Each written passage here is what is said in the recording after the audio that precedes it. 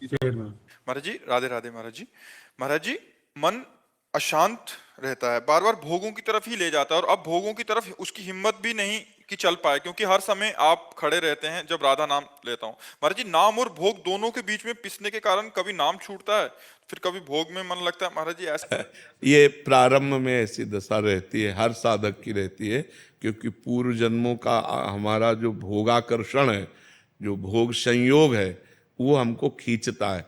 जो नवीन विषयों को भोगने की इच्छा होती है उसे कामना कहते हैं, और जो भोगे हुए विषयों को भोगने की इच्छा होती है उसे तृष्णा कहते हैं। तो कामना को तो बुद्धि के द्वारा हम मिटा सकते हैं, लेकिन तृष्णा बार बार हमको जलाती रहती है।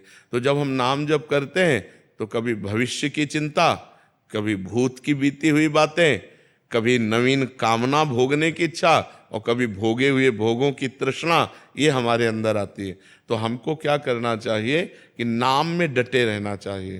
तो नाम इन सबको नष्ट कर देगा, हमें विश्वास रखना चाहिए।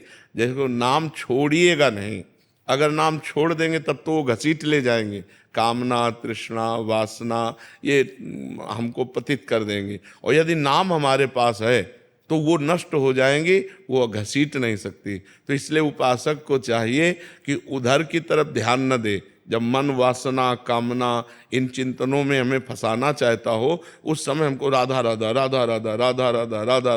अभी जहाँ बैठे हैं एक साधक बैठे थे, उन्होंने कहा जब ऐसा होता है तो मैं जोर जोर से कहता हूँ राधा राधा राधा, तो घर वाले लोग एकदम आ जाते हो, कहते पागल हो क्या चिल्ला बैठे। बोले हमारी तो समस्या है, हम अंदर की समस्या को हटाने के लिए, लेकिन घर वाले लोग आ जाते, क्या हुआ राधा राधा राधा राधा आप इतनी जोर से बोले। तो लोग कुछ भी कहें, जब अंदर हम फंस रहे हों तो उस समय एक ही उपाय जोर जोर से पुकारे राधा राधा राधा।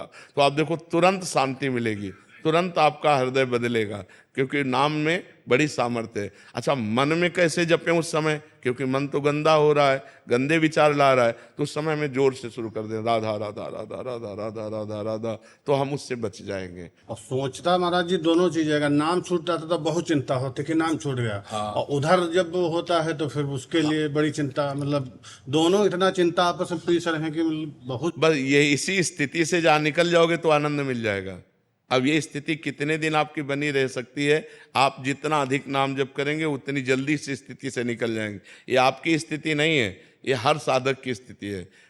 जैसे साधक चलता है तो भोग छोड़ने की चेष्टा करता है, भगवान को पकड़ने की चेष्टा करता है। महाराज जी ने भोग तो कर ही नहीं सकता, क्योंकि आप राइफल लिए बिल्कुल सामने कि भोग की तरफ जा ही नहीं सकता, भोग तो खत्म। कभी कभी कार्य व्यस्तता है तो नाम छूट जाते हैं कार्यों में। हाँ, तो उन